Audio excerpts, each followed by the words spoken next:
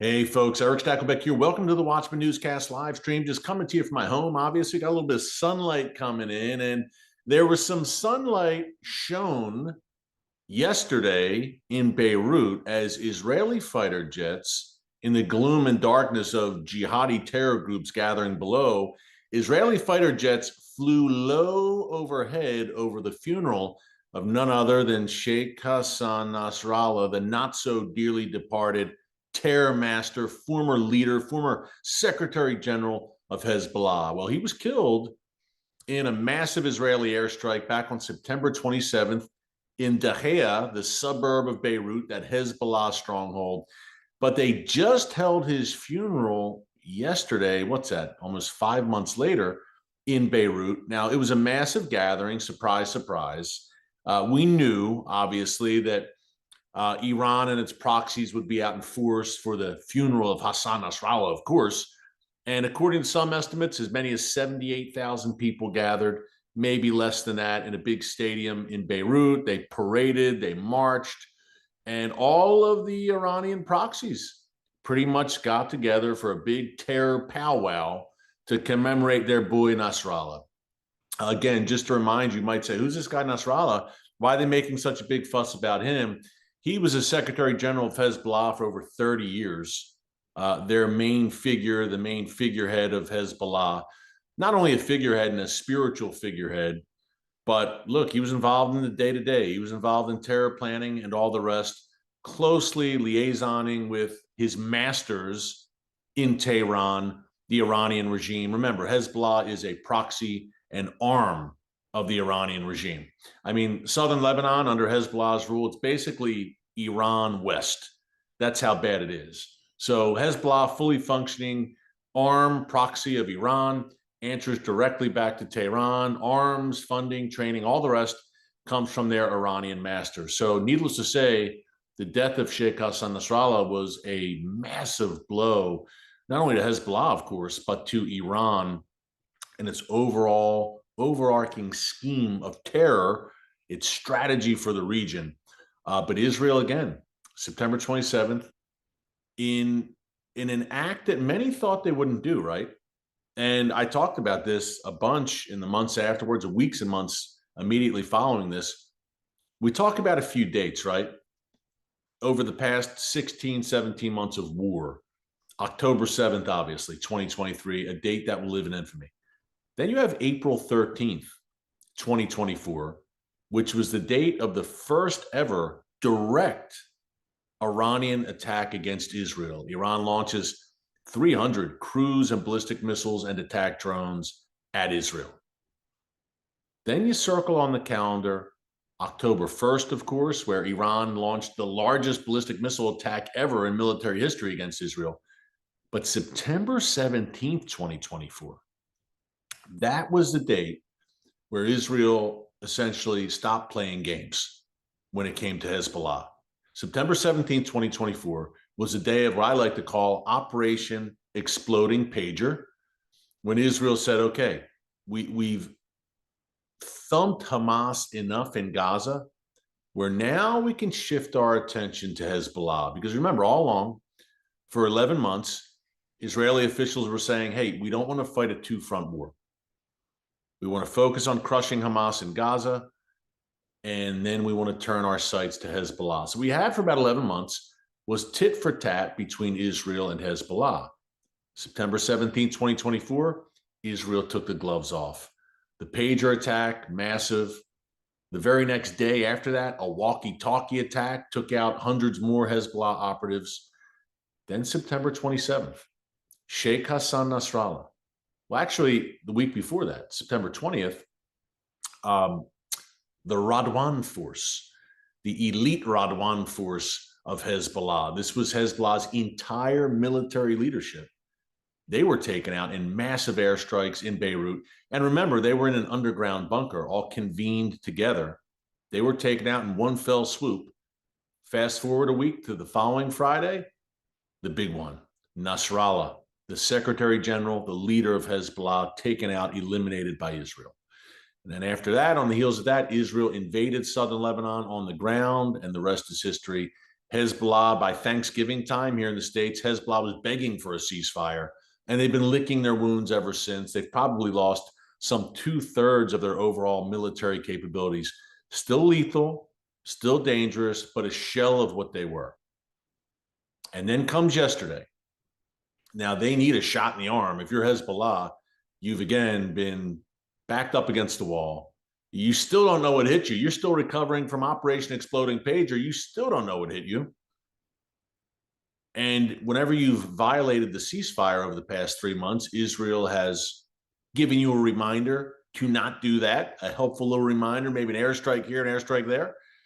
But remember, Israel, in that invasion of southern Lebanon before the ceasefire, basically wiped out much of Hezbollah's terror apparatus in southern Lebanon. Much like Gaza, every home in southern Lebanon was essentially a terror base. I mean, we told you stories which were recounted to us by Israeli soldiers of a family in these beautiful, I mean, look, folks, I've stared out at that southern Lebanon countryside many times.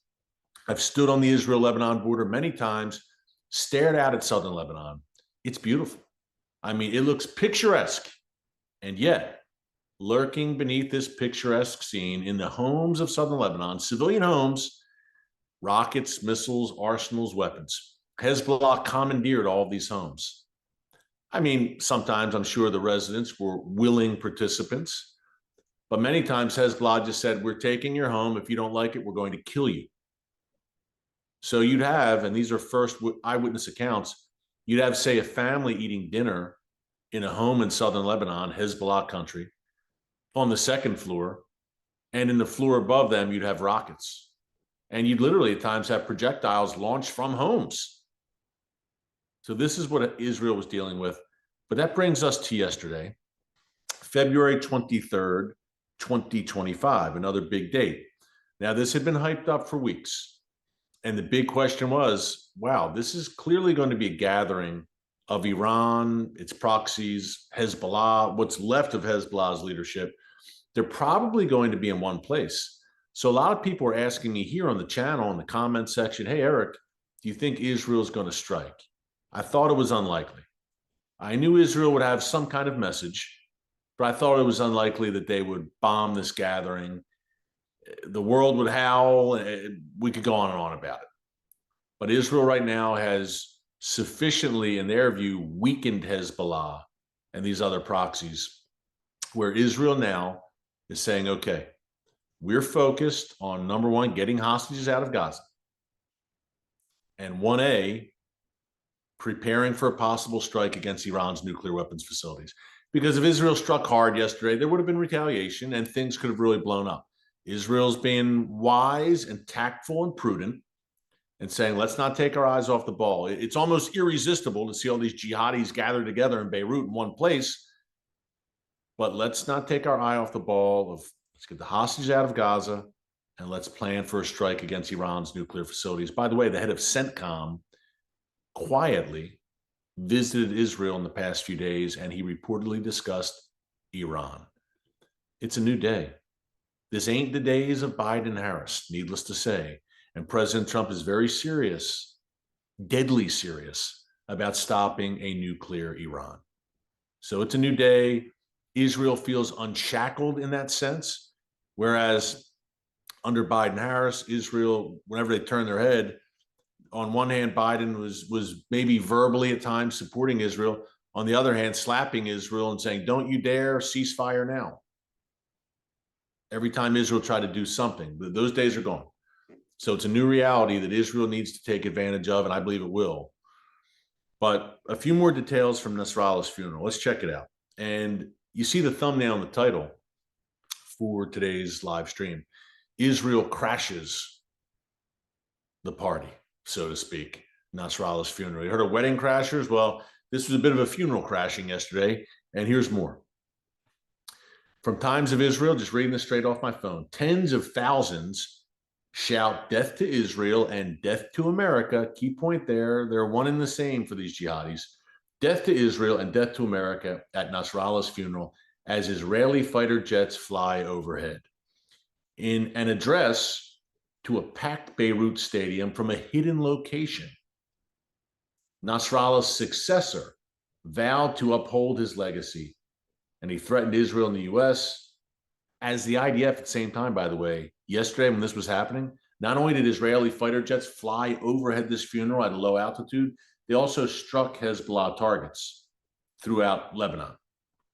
And by the way, if you've ever been in the proximity of a jet flying at a low altitude overhead, I mean, it's deafening. The roar is deafening.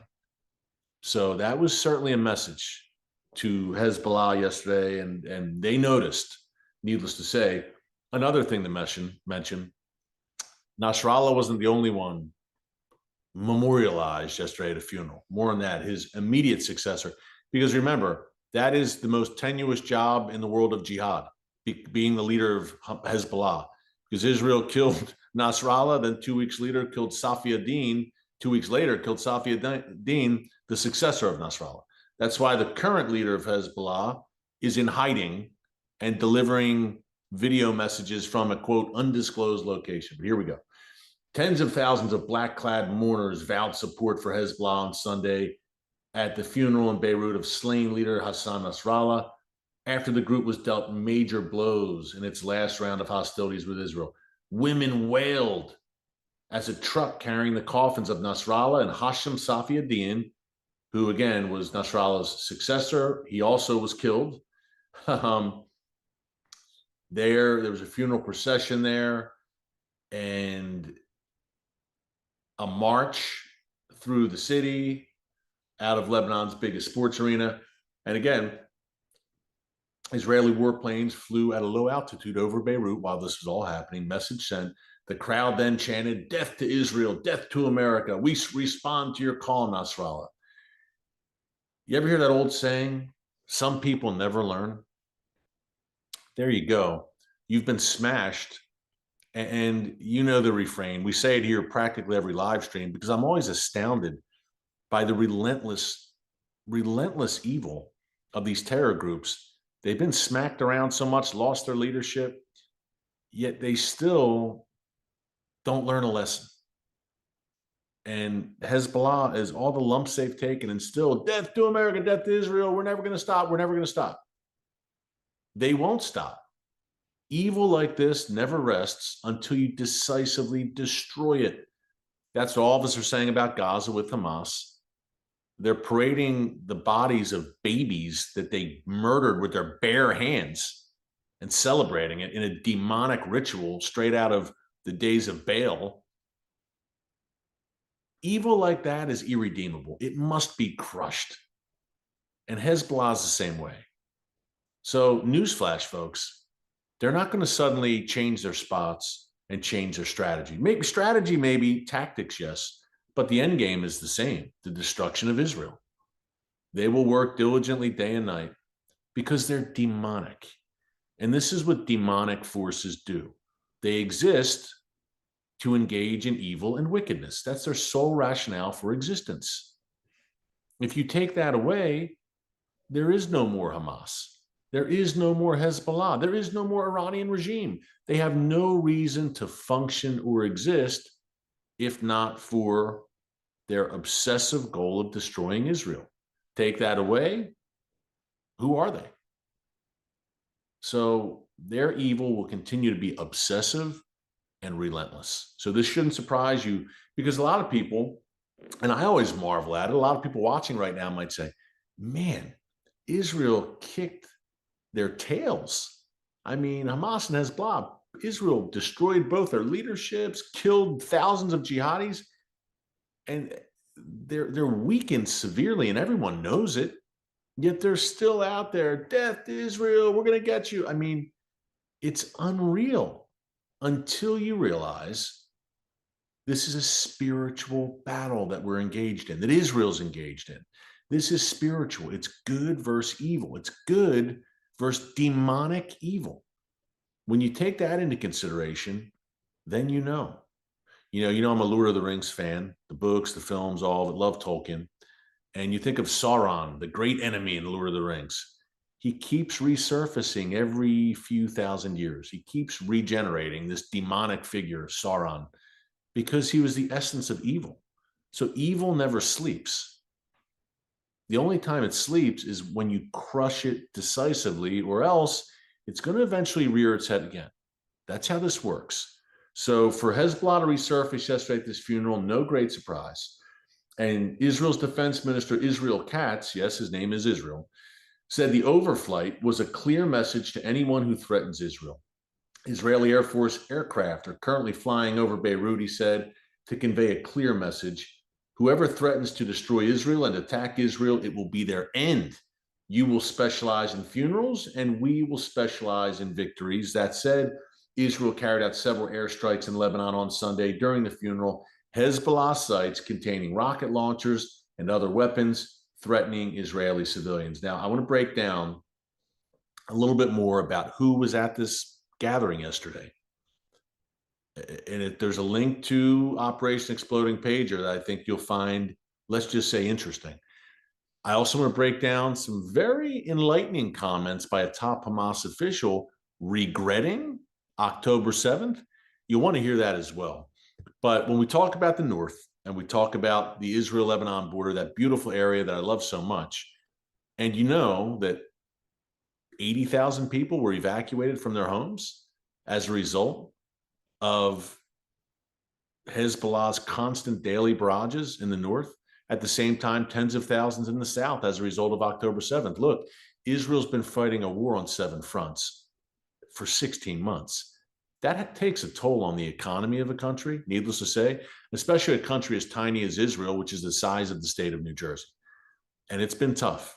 Economically, you have entire regions shut down. You have your tourism industry, which is really a major lifeblood of the Israeli economy. That's shut down. You have able-bodied young men out of work because they're in the reserves or in the military.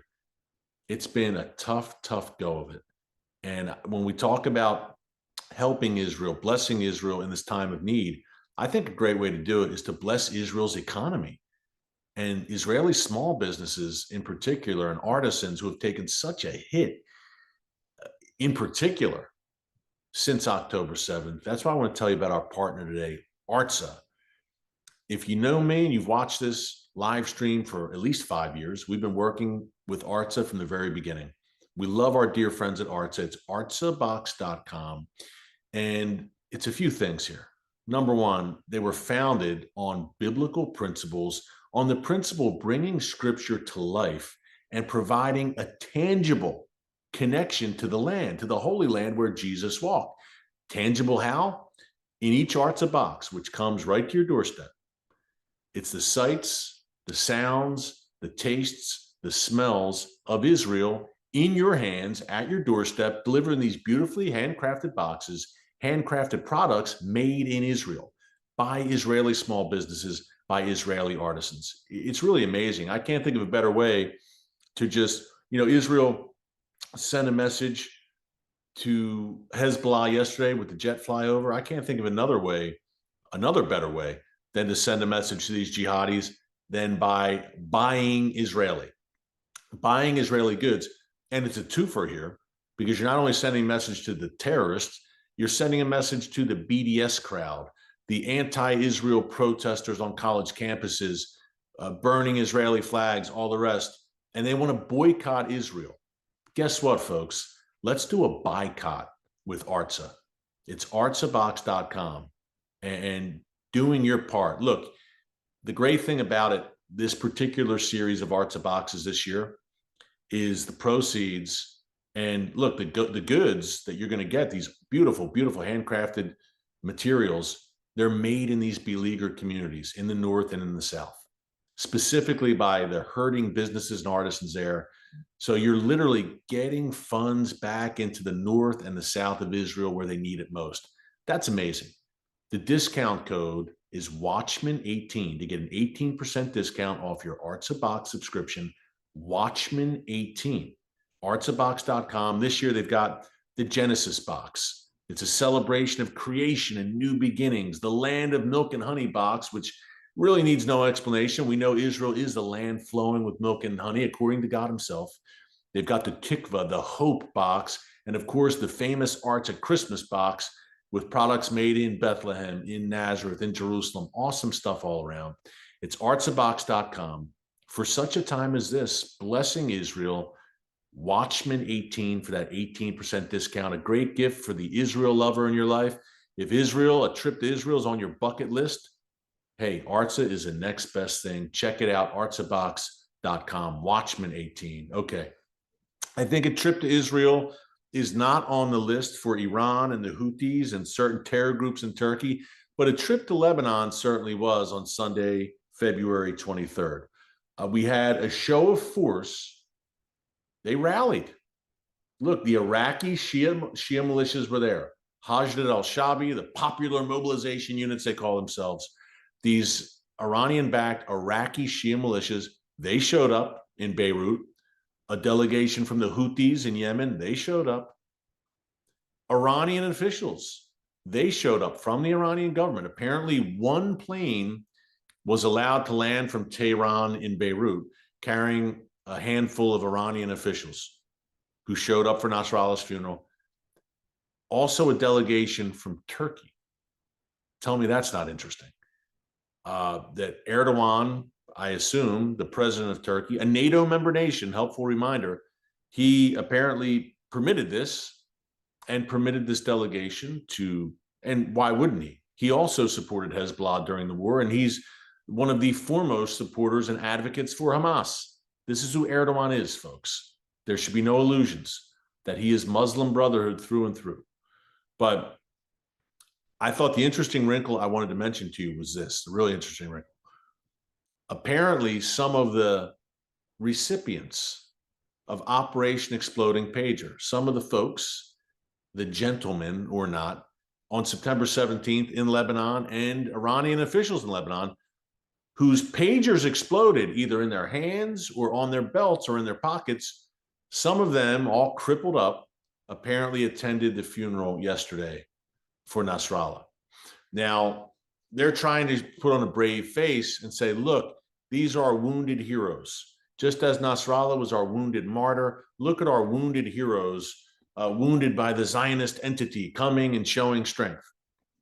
Okay, have it your way. To me, it's an embarrassment because Israel, it's just a reminder to everyone, to the world, that Israel pulled off one of the most ingenious intelligence operations in history, at least in recent history, modern history.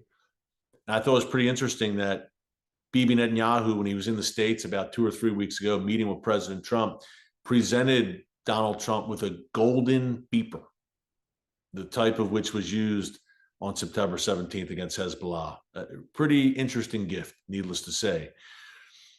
But look, they're still licking their wounds. But yesterday was a big gathering, and you can bet that they were meeting with each other, the heads of these terror groups, and trying to chart a course forward. What do we do next? Because look, they have been smacked around backwards and forwards. And where are they now? The Iranian Ring of Fire is essentially a smoldering heap of ruins. It ain't what it was. So where is the Ring of Fire now? What do they do next? Hamas they're dead and gone. And Palestinian Islamic Jihad in Gaza, not dead and gone yet. They will be. Once the hostage deals are complete and all the rest, they're living on borrowed time. And I truly believe President Trump's Gaza relocation plan, I think it's going to happen. I think there's a very good chance it's going to happen. Not tomorrow, but give it some time. I think by the time the dust settles here, Hamas, I believe, will be expelled from Gaza and destroyed. And Islamic Jihad, the other Iranian proxy operating there. Hezbollah, big trouble. They've been hurt badly. The Houthis, Israel's also hurt them badly. The Shia militias in Iraq, this is the first time they reared their heads in a while. And remember, the Assad regime in Syria collapsed. So, and Iran itself, the head of the snake, they've suffered heavy blows. Look, their air defenses were destroyed by Israel in late October. Their proxies have collapsed, the Ring of Fire that they worked years and years to build up. So you add it all up, and they're probably meeting there in Beirut and saying, what next? Now what? We need to reboot our strategy. The end game's the same, destroy Israel. But now they have to regroup. And I think Iran has two options on that end. First of all, develop the bomb. Rush to acquire nuclear weapons before Israel and America can destroy your nuclear sites. Second, if you're Iran, look, the proxy strategy worked for a while and it caused damage. Think of October 7th. But ultimately, it's one thing to build up a network of terrorist groups they're not nation states. It's another thing to align yourself with nation states. China, Russia, Turkey in particular, I'm looking at for Iran. In the case of China and Russia, nuclear armed nation states. So look for two things. Look for Iran, number one, to cleave closer to nation states, which are more dependable, have more stability than does a terror organization, clearly. And secondly, the big one, and this is the year of reckoning for this. I keep saying 2025. Does Iran break out? Do you wake up and turn on the live stream here and Stakelbeck is saying Iran just successfully tested a nuclear weapon, they have joined the nuclear club? Or you turn on the live stream and I'm like, hey, Israeli fighter jets are in the skies, they're bombing Iran's nuclear sites. It's one or the other. So there's a lot of soul searching. Well, they don't have what's left of their souls, if they ever had them to begin with, these terrorists. But we'll use the phrase soul searching, I guess, and looking in the mirror. What do we do next among these demonic, evil terror organizations with Iran at their head? The last thing to mention on that count, Musa Abu Marzouk, a top Hamas official, who, by the way, lived in Virginia for a while. Oh, yeah, right here in the United States, lived freely, a Hamas official. Marzouk now gave an interview in recent days saying, you know, if I would have known now, or if I would have known then what I know now, I would not have approved of October 7th. The price was too high. Interesting. You know, Sheikh Hassan Nasrallah, when he was alive, said the same thing about Hezbollah's 2006 war against Israel. They instigated that. Hamas obviously instigated on October 7th. And then they have regrets because now Hamas is about to be no more and Gaza will be emptied of Hamas. And as I said, and he confirmed it and he knows it, this Hamas official, they signed their death warrant on October 7th, 2023, without a doubt. Hey, last thing, by popular demand, wanted to mention the Watchman merch. We've got hoodies, we've got hats, we've got t-shirts, we've got mugs, some very cool stuff. Actually, 50% off right now. Big, big deal here. It's shop.tbn.org. That's shop.tbn.org. By popular demand, I had people for years saying, hey, you need Watchman merch, a hoodie or a hat that says the Watchman on the front, never hold your peace on the back. Well, that's exactly what we've got. So pretty cool merch. My daughters say it's cool, so it passes the inspection, I guess, my two teenagers. But check it out, folks. You want some gear? Shop.tbn.org, 50% discount right now. So a great offer there. Keep it all in prayer, a lot to talk about. Now, over the next few days, I will be at the National Religious Broadcasters Convention, NRB Convention in Dallas, Texas, and with some good friends that you will recognize for sure. So I hope to come to you from NRB. I'm sure I will, with hopefully some special guests. We'll see. But until next time, thanks so much for watching. God bless you. And remember, never hold your peace. Hey everyone, thanks for checking out the Watchman Newscast. Make sure you hit the subscribe button so you never miss an upload, and tap the bell icon so you're notified every time a new video is posted. And don't forget to share your thoughts, insights, and comments below. Thanks for watching. We'll see you back here tomorrow.